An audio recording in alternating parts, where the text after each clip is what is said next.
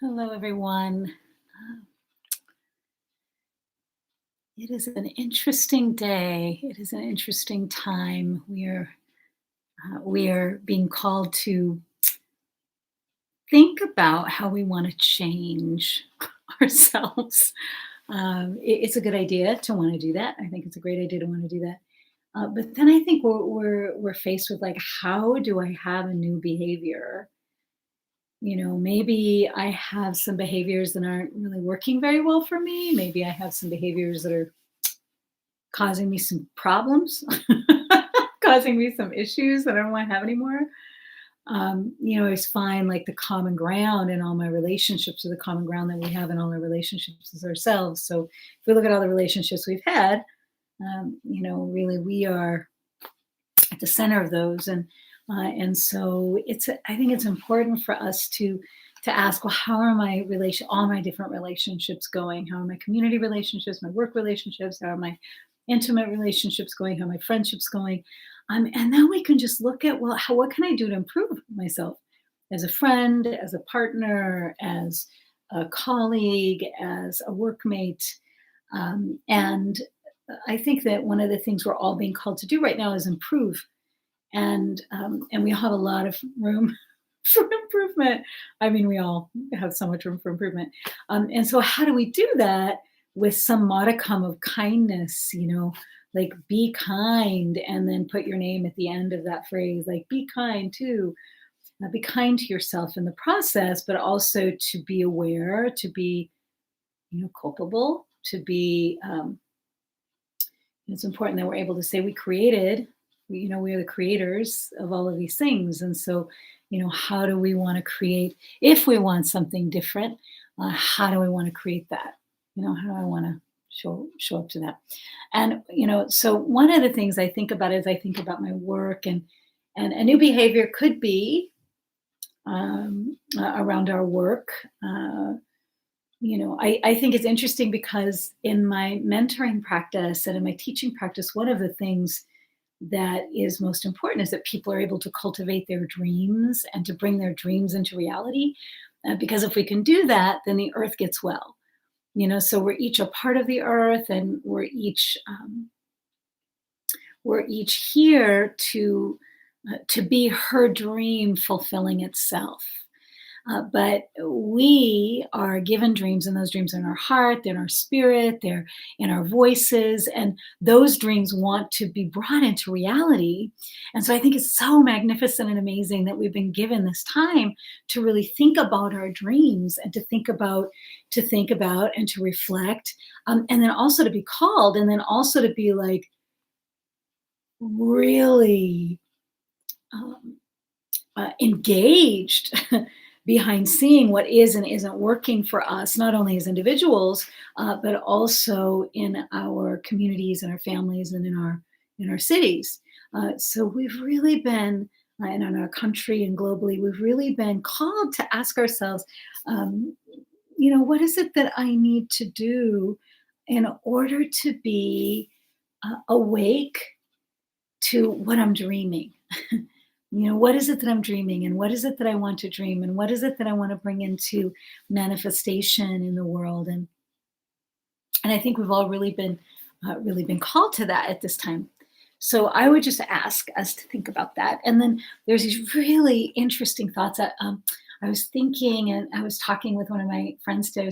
I was talking with my friend Ladrin, and it was a wonderful conversation. And we'd done a ceremony earlier. We were praying together, and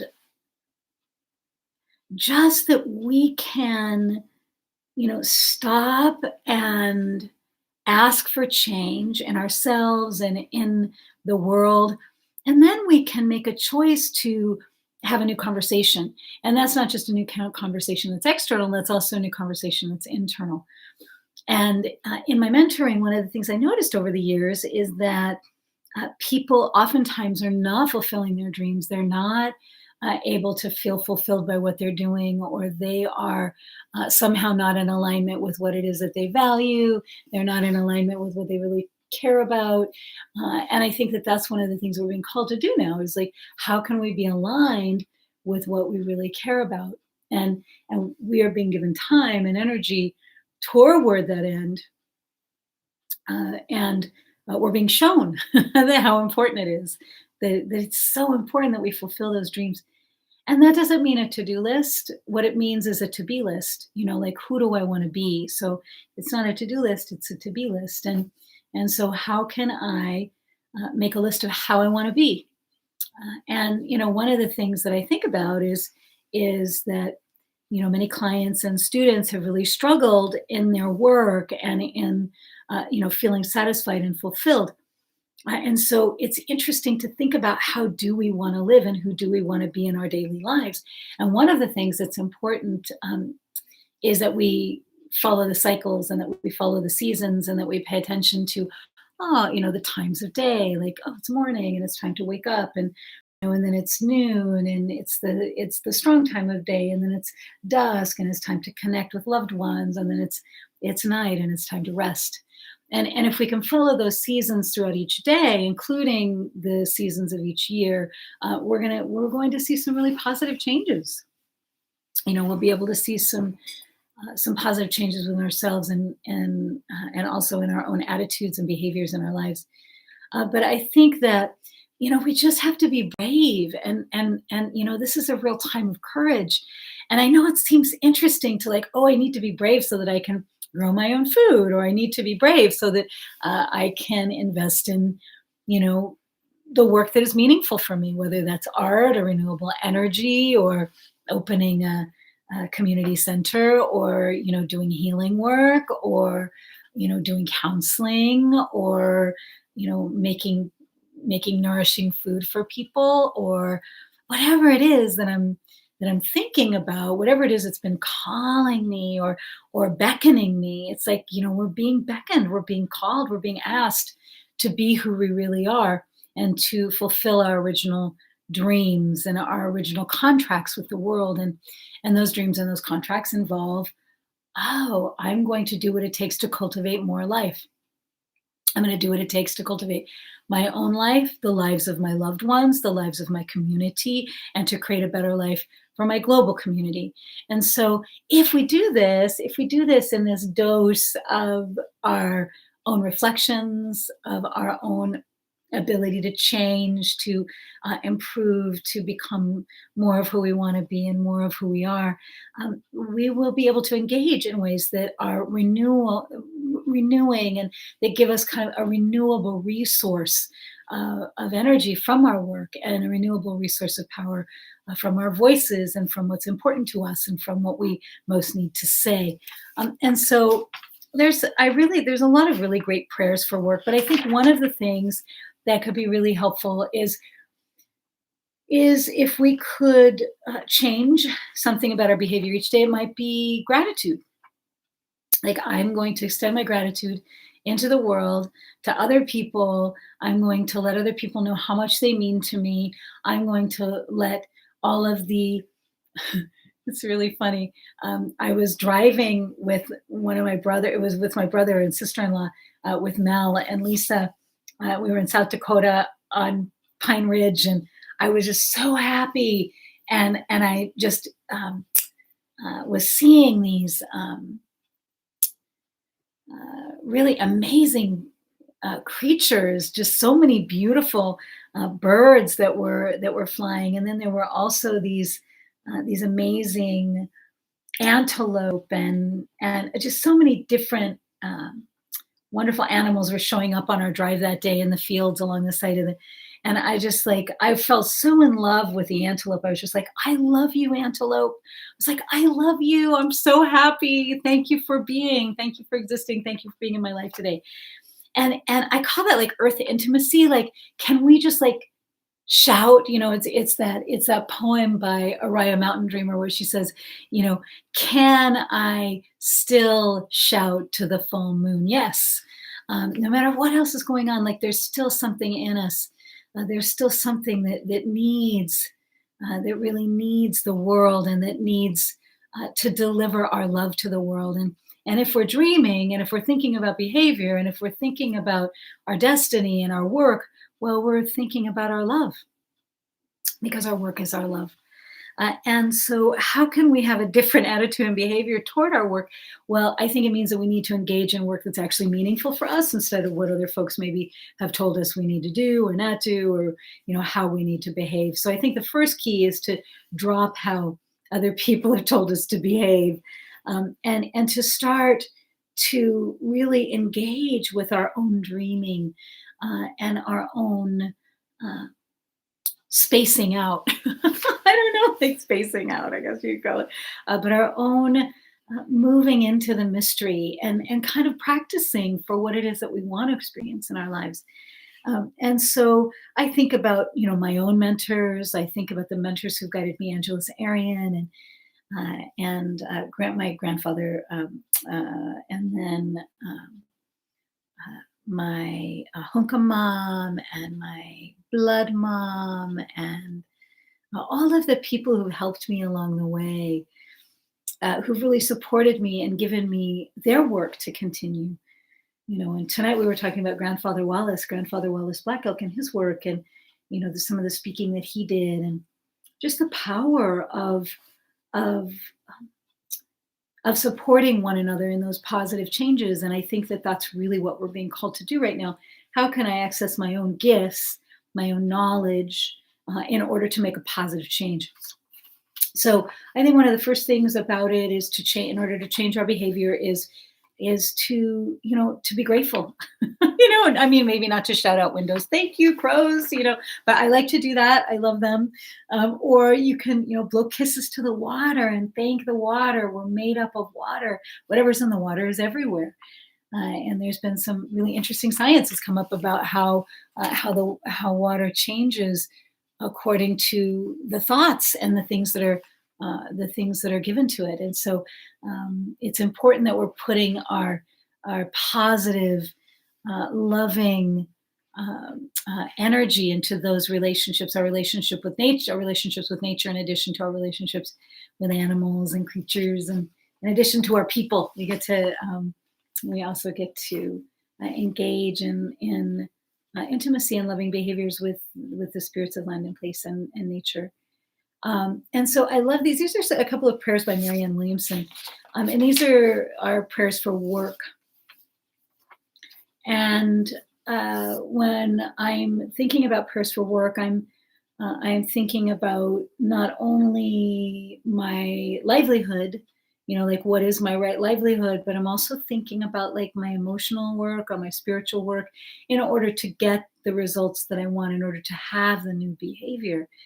And sometimes it requires mindfulness, it requires awareness, it requires psychotherapy, it requires spiritual mentoring, it requires prayer, it requires quiet and reflection and going inside, it requires processing, it requires counsel from beloved family members and friends.